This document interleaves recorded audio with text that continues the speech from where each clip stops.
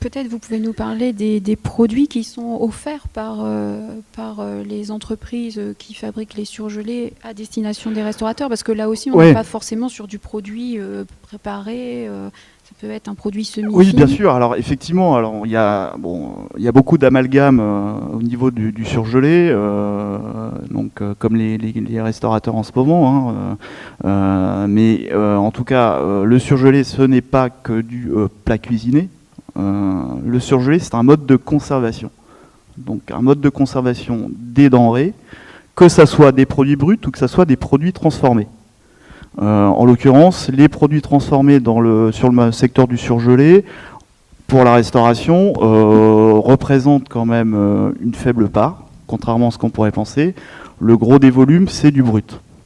Donc déjà, faut bien prendre en compte cette considération. Alors, effectivement, aujourd'hui, le surgelé est très développé sur le marché de la restauration. Donc, grosso modo, on en a autant en restauration commerciale que dans les collectivités. Ça, c'est indéniable. À peu de choses près. La part de marché, elle se répartit entre ces deux grands secteurs. Et donc effectivement, c'est une solution qui est énormément mise en avant et qui est surtout distribuée via des grossistes spécialisés, donc des gens comme Pomona Passion Froid, Break France, Transgourmet, des gens comme ça, qui concentrent la distribution de ces produits auprès de la restauration, tout simplement parce que le surgelé nécessite des conditions technologiques très rigoureuses, notamment pour le transport et le stockage des produits. Et donc ça passe plutôt entre les mains de distributeurs spécialisés sous température dirigée. Donc c'est un gros business. Mais encore une fois, il ne faut pas faire un amalgame entre le plat élaboré enfin ne pas considérer le surgelé uniquement comme un produit industriel.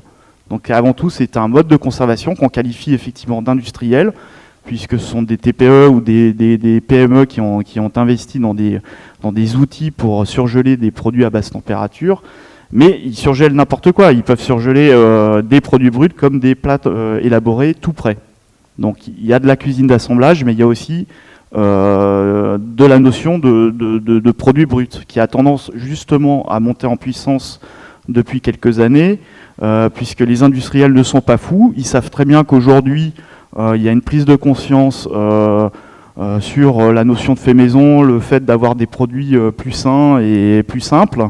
Et dans ce sens, ils accompagnent aussi le développement de la restauration, qui est aussi de trouver des solutions, des pistes sur des produits pas tout à fait finis, semi-finis, voire des produits bruts.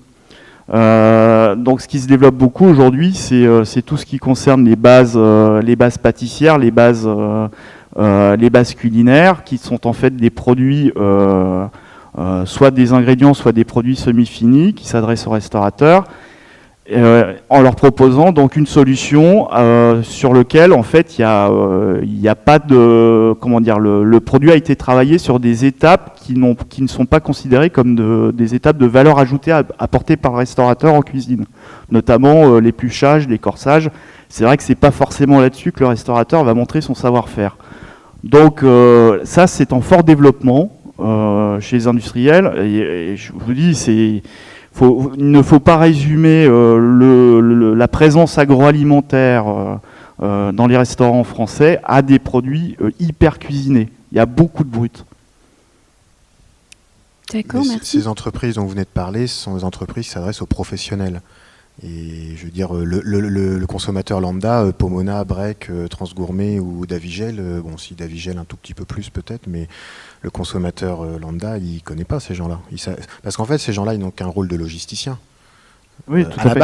À la base. Sauf que, comme dans notre monde, ils suivent la mondialisation. Donc ils intègrent, petit à petit, ils font de l'intégration verticale. Mais à la base, ces gens-là ne sont que des logisticiens. Et c'est quand même, ça n'a rien à voir avec le consommateur du grand public.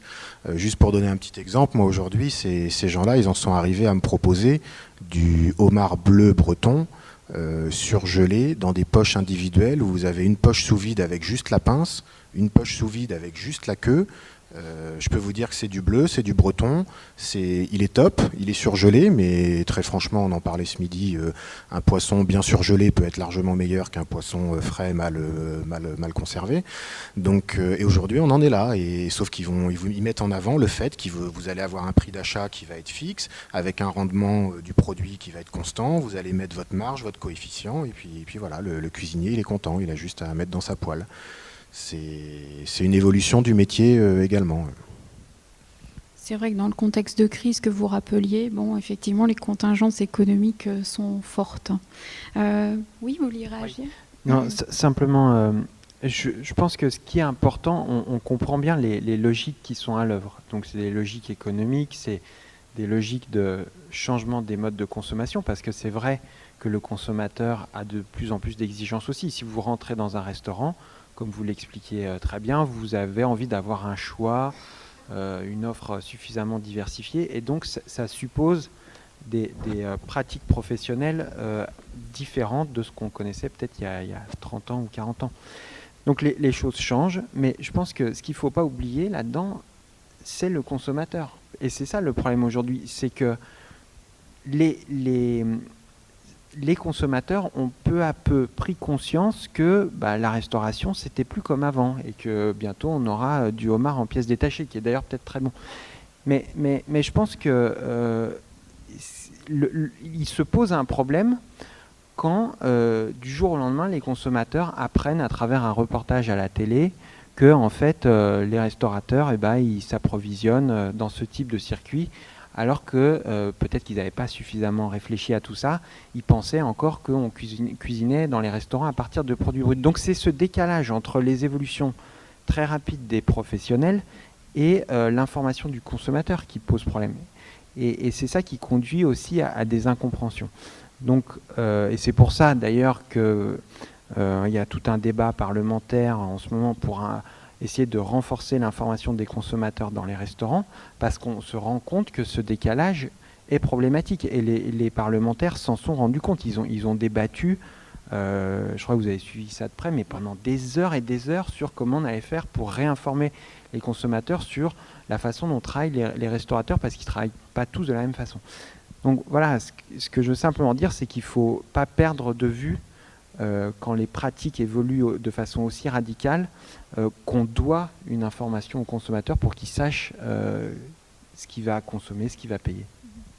Monsieur Aubry, est-ce que vous voulez rappeler un petit peu justement comment a évolué le projet de loi sur la consommation et le label fait maison pour les restaurants ? Oui, je vais essayer, c'est super compliqué. C'est une vraie usine à gaz.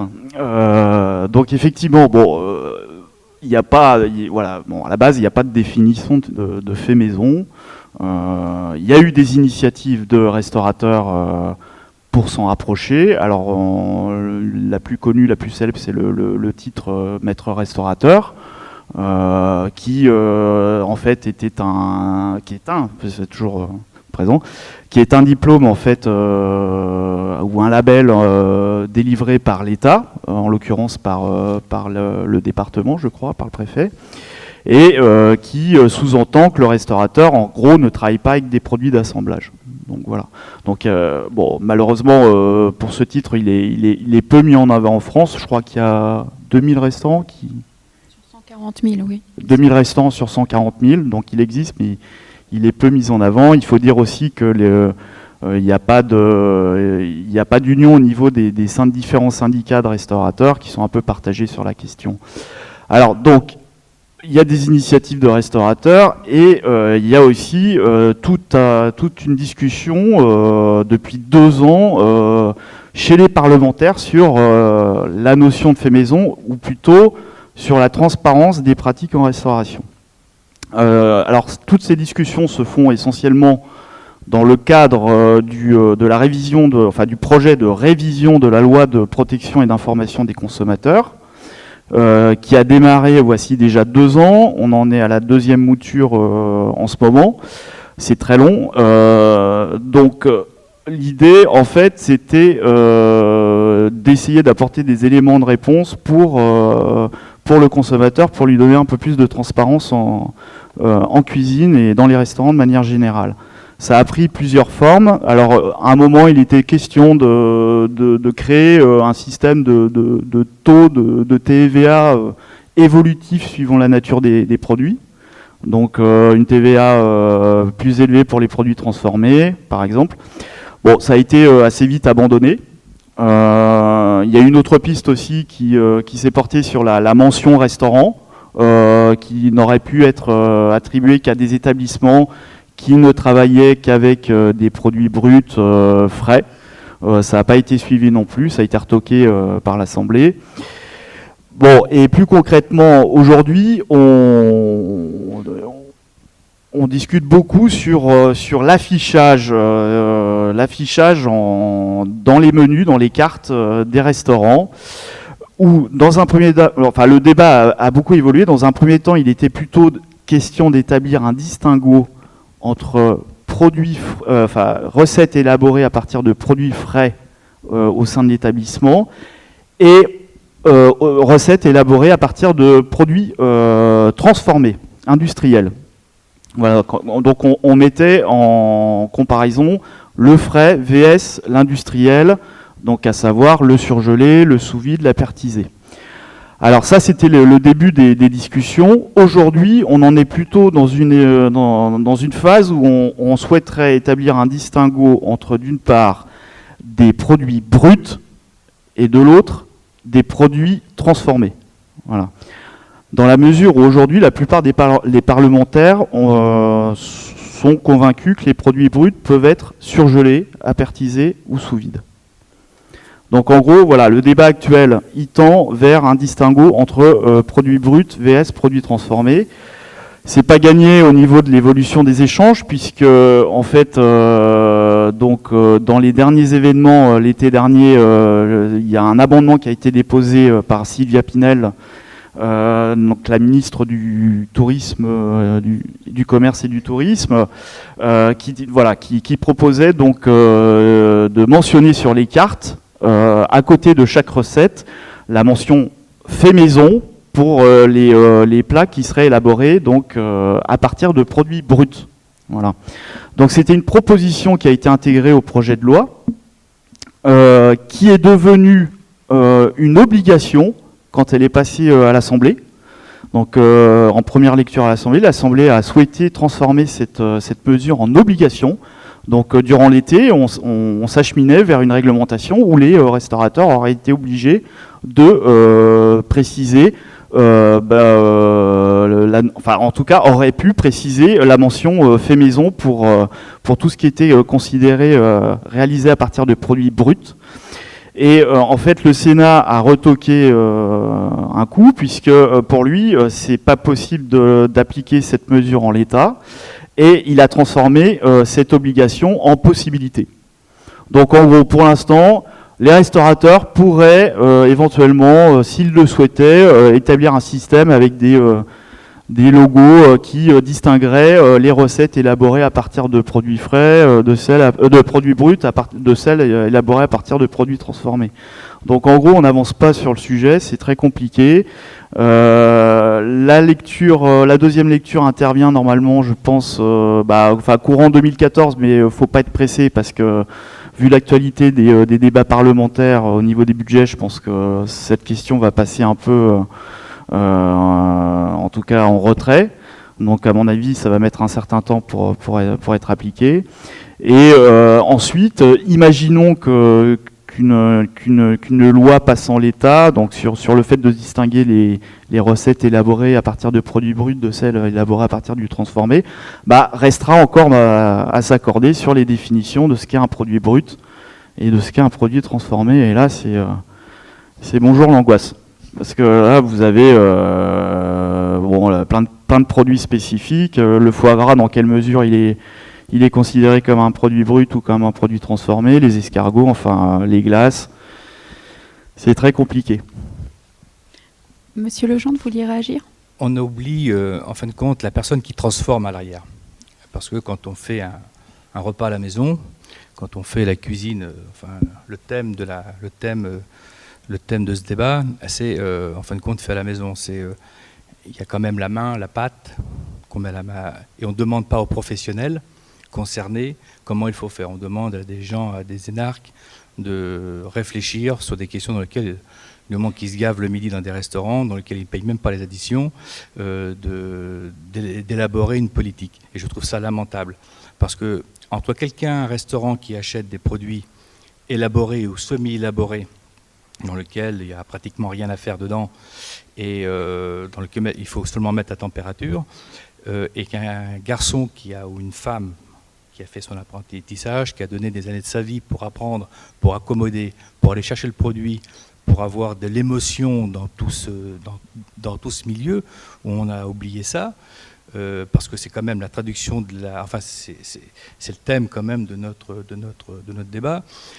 On les a complètement oubliés. On a oublié l'être humain qui travaille à l'arrière, qui s'est impliqué pendant des années, qui a formé des apprentis. C'est pas le thème, mais il faut en parler parce que l'être humain est quand même la personne qui va faire fructifier le produit de A à Z, et de donner l'émotion avec un sourire, avec une prévenance au client, ou n'importe où, ou même dans une table familiale. Là, on oublie complètement. Et je trouve que c'est dommage aujourd'hui qu'on n'arrive pas à prendre des professionnels pour essayer d'élaborer un système. Je ne veux pas dire de pénaliser cette restauration. Elle existe. Aujourd'hui, il y a tellement de restaurants en France qui font n'importe quoi. Les gens aujourd'hui qui arrêtent un travail se mettent dans la restauration parce qu'ils ont l'impression que la restauration gagne de l'argent. Peut-être qu'elle est mal représentée, la restauration aussi, par rapport à certaines personnes de notre profession qui gagnent peut-être des millions. Et je ne sais pas, ça ne fait pas rêver les gens aujourd'hui. Enfin, il ne faut pas que les jeunes rêvent que le métier de la restauration, on gagne des millions. On gagne un métier, on gagne de l'honnêteté, on est le trait d'union entre un agriculteur, un exploitant, quelqu'un qui essaie de faire un produit, et un consommateur.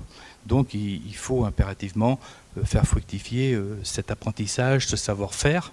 Il ne faut surtout pas l'oublier. Maintenant, je ne sais pas comment on peut faire demain matin. C'est un sujet que j'ai déjà posé dans une région de France où j'ai voulu le mettre en place il y a 15 ans pour dynamiser ceux qui travaillaient le produit frais, travaillé pour que le client soit en phase avec ce qu'il mangeait, tout simplement. Et la région ne m'avait pas suivi. Peut-être que j'étais avant-gardiste par rapport à ça. On est dedans aujourd'hui. Qui a raison, qui n'a pas raison, c'est pas là le débat. Mais je pense qu'il faut faire quand même, faut reconnaître que les gens qui ont donné des années de leur vie pour essayer d'apprendre ce métier, il faut quand même leur tirer leur chapeau. Mais que ça soit même dans l'agroalimentaire, parce qu'il y a des gens dans l'agroalimentaire qui font des gros efforts et qui ont des formations professionnelles pour mettre en place tout un système pour ne pas loser leurs clients, que ce soit dans l'agroalimentaire ou dans la cuisine traditionnelle, il faut reconnaître le professionnel et le professionnalisme. Et puis, à travers ça, on amène nos jeunes, il faut les faire rêver. Moi, je suis meilleur ouvrier de France, quand je porte mon col bleu, blanc, rouge, j'espère qu'il y a un enfant qui va avoir les yeux sur moi, je vais le faire rêver pour lui donner la passion et l'envie de transformer les produits pour faire du maison. La maison, c'est notre maison à nous, c'est le restaurant, c'est la simplicité. Hein. Vous savez, un œuf, il vaut mieux manger un œuf avec des amis que manger du caviar et des gens qu'on n'aime pas. Après, ça dépend comment on transforme cette table, hein, cette émulsion qui va se passer à travers ça. Et dans le monde de l'agro, il y a des gens qui sont très bien et qui sont pénalisés par rapport à des gens dans lesquels vous l'avez bien enlevé tout à l'heure. Et je m'excuse encore par rapport à... Je vous ai coupé. Et donc il ne faut pas oublier les hommes à l'arrière. Si on arrive à faire des bons plats préparés aujourd'hui pour les gens qui n'ont pas le temps, et je peux le comprendre, et qui n'ont pas la subtilité de le faire, mais qui ont au moins la capacité de l'acheter et de le partager avec quelqu'un, je trouve que c'est déjà un acte extrêmement beau et extrêmement fort, le fait de le partager. Il faut protéger ce monde de l'agroalimentaire, il faut partager ces restaurateurs, ces tables d'hôtes et ces gens individuels qui vont acheter des beaux produits. Il ne faut surtout pas qu'ils se fassent avoir dans des systèmes peut-être. Tout à l'heure, vous parliez du 6e. Vous savez, ou d'un restaurant en province. Vous savez, il y a des restaurants qui sont sur Paris, qui blousent leurs clients tous les jours, qu'ils soient dans le 6e ou dans le 16e. Et il y a une société qui transportait des produits surgelés et des produits transformés il y a 20 ans. Ils ont eu la subtilité et l'intelligence de le transporter avec des camions non marqués, des camions blancs. Et c'est ce qui a fait leur force. Mais je trouvais ça... ça a commencé chez les artisans, ça. Bien sûr, ça a commencé chez les artisans. Et ça a été je pense, le gros déboire de notre restauration aujourd'hui. On a laissé la porte ouverte sans protectionnisme pour le métier. Tout simplement, il n'y a aucun protectionnisme pour la restauration. N'importe qui peut s'installer. Aujourd'hui, quand vous êtes coiffeur, aujourd'hui, vous devez avoir un certificat, vous devez avoir un brevet de maîtrise pour vous installer. En France, aujourd'hui, la restauration n'a pas été protégée par les professionnels, où il fallait le faire il y a quelques années. Je pense qu'on ne serait peut-être pas en train de débattre sur ce genre de situation, ou si on avait protégé la restauration à un certain moment, peut-être que le produit de la ménagère aujourd'hui serait peut-être plus qualificatif, peut-être plus positif, pour qu'on puisse manger quelque chose de bien et le transformer d'une façon peut-être plus familiale, toute simple. La simplicité, c'est ce qu'il y a de plus joli, c'est ce qu'il y a de plus beau. Je rajouterais qu'il y a quand même un gros problème pour la restauration aujourd'hui, c'est la restauration moyen de gamme, le grand créneau de la restauration, un peu à l'image de la société aujourd'hui avec les classes moyennes. C'est que ça devient de plus en plus dur pour elle. Pourquoi ? Parce qu'elle est prise entre le marteau et l'enclume. D'un côté, une restauration rapide qui se développe super vite, et c'est le cas de le dire, avec le phénomène du snacking. De l'autre, une restauration haut de gamme, premium, qui se porte plutôt bien, qui ne s'est jamais aussi bien portée. Où là, effectivement, dans le premium, il n'y a pas de problème. Ils ont les moyens de se payer du personnel, d'avoir 15 personnes en cuisine et puis de travailler tout frais ou en tout cas tout brut. Maintenant, la restauration, le gros du marché de la restauration, c'est le milieu de gamme et il est en très grosse difficulté aujourd'hui. Donc, je pense qu'il faut y aller à tâtons. Il ne faut pas forcément le tirer à boulet rouge sur ces gens-là si ils ont recours à une partie de produits semi-finis, voire totalement finis, parce qu'ils n'ont pas beaucoup de perspectives de développement en ce moment. Donc, c'est pas facile. C'est vrai que c'est très compliqué, si je peux me permettre. C'est vrai que c'est très compliqué. Je fais un protectionnisme sur la restauration aujourd'hui, que ce soit des gens professionnels ou pas professionnels. C'est vrai que c'est très compliqué où tout le monde est acculé devant un mur aujourd'hui et personne ne sait comment le contourner et que les charges sont horriblement lourdes et qu'aujourd'hui les marges de la restauration, si elles sont un peu fabriquées, si elles sont un peu transformées, ça coûte horriblement cher. Et c'est vrai il va y avoir beaucoup de gens, malheureusement, qui vont tomber dans les mois qui vont venir, pas dans les années. Ça va être horrible, vraiment, ça va être horrible. En tout cas, c'est pas pour corriger, mais en tout cas, moi, je suis pas tout à fait d'accord. Des très très haut de gamme, il y en a très peu qui gagnent de l'argent. Il n'y en a pas beaucoup. Si les contrats... Et s'ils gagnent de l'argent, c'est parce qu'ils en gagnent à côté. Gagner de l'argent. J'ai dit que le secteur de la restauration de gamme se portait bien. Il se porte mieux qu'à une période. Il se porte bien parce que, monsieur Legendre, je pense qu'elle se porte bien parce qu'on a seulement la phase visite de l'iceberg. Quand vous avez des gros investisseurs internationaux sur des exploitations qui sont dans un consortium, vous pouvez exploiter, on acceptera de perdre de l'argent. On est dans le stratégique. Oui, voilà. C'est de la stratégie de groupe. On est complètement dans notre ça sert à vendre du truc moins cher derrière. Mais je pense que beaucoup de restaurateurs aujourd'hui étoilés, hier il y en avait beaucoup, et les gens tirent le diable par la queue aujourd'hui, même des gens qui font... qui travaillent tout, qui transforment tout de A à Z, qui vont acheter des produits au bateau. Je parlais avec un très bon ami qui est en Bretagne et qu'aujourd'hui il est obligé de prendre dans sa caisse aujourd'hui pour essayer de survivre. Et c'est quelqu'un de vraiment passionné et passionnant. Il arrive à 60 ans aujourd'hui, il va finir peut-être par un dépôt de bilan et ça fait mal au cœur. Mais je pense que c'est le résultat de plusieurs années de mauvaise gestion politique par rapport à notre métier, dans lequel on n'a pas fait de protectionnisme par rapport aux gens qui ont investi, qui ont formé, parce que c'est quand même du temps, c'est de l'argent. On ne prend pas un apprenti pour faire de l'argent, ce n'est pas le thème. On prend un apprenti pour le former, pour faire une dynamique de passation. Et le produit en est hautement révolutionné quand on a des gens dans une équipe qui ont la passion et qui vont donner du bonheur à table. Mais aujourd'hui, c'est plus viable du tout. Donc les produits semi-transformés ou transformés complètement, vous savez, il y a beaucoup d'étoilés qui travaillent avec ces produits-là. Si les clients aujourd'hui qui vont dans certains étoilés savaient ce qui se passe à l'arrière, malheureusement, ils ne peuvent pas faire autrement. Et c'est vraiment dommage parce que, alors là, je pense qu'il y a une réduction de cartes à faire aujourd'hui, être dans l'honnêteté. Il faut que le client soit honnête aussi par rapport à ça. En disant, et s'il n'y a que 3 plats, ben, il n'y a que 3 plats. Mais il faut travailler avec la saison. Et c'est là que l'intelligence et la subtilité du professionnel, et c'est là qu'on verra les professionnels, parce qu'il se débrouillera avec une carotte à vous faire quelque chose d'extraordinaire, et celui qui n'est pas professionnel, qui aura sa carotte et qui restera dans sa carotte. Voilà. Alors moi je préciserai aussi, le problème c'est que c'est bien de revenir à l'essentiel, de faire du restaurant marché, pourquoi pas. Le problème c'est qu'est-ce que les consommateurs veulent vraiment ça, parce qu'entre ce qu'ils déclarent vouloir et ce qu'ils veulent manger, c'est différent. Et un restaurant de marché qui travaille avec 2 options en entrée, 2 options en plat du jour et 2 options en dessert, c'est très segmentant. Et je ne pense pas que ça convienne à une bonne partie des consommateurs. Parce que si vous n'avez pas les incontournables à votre carte, vous coupez d'une partie de votre clientèle quand même, possible. Et c'est pas évident. Alors, je pense que dans le temps, les restaurants étaient reconnus pour des recettes bien précises. On allait manger la quenelle chez monsieur untel, un cendre chez monsieur autre. Et c'est ce qui faisait la réputation de la maison. Après, c'était les incontournables. Après, on tournait autour. Si les gens étaient professionnels dans le milieu aujourd'hui, enfin, si certains étaient professionnels, je pense qu'ils auraient des incontournables.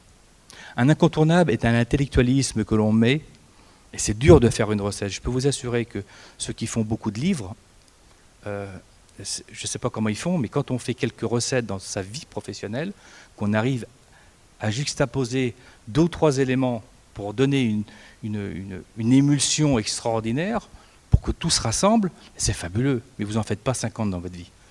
Et quand vous avez cet incontournable, dans votre restaurant, les gens viennent pour ça. Et après, c'est à vous d'aller le vendre, le produit qui est à côté, dans lequel peut-être vous aurez une marge.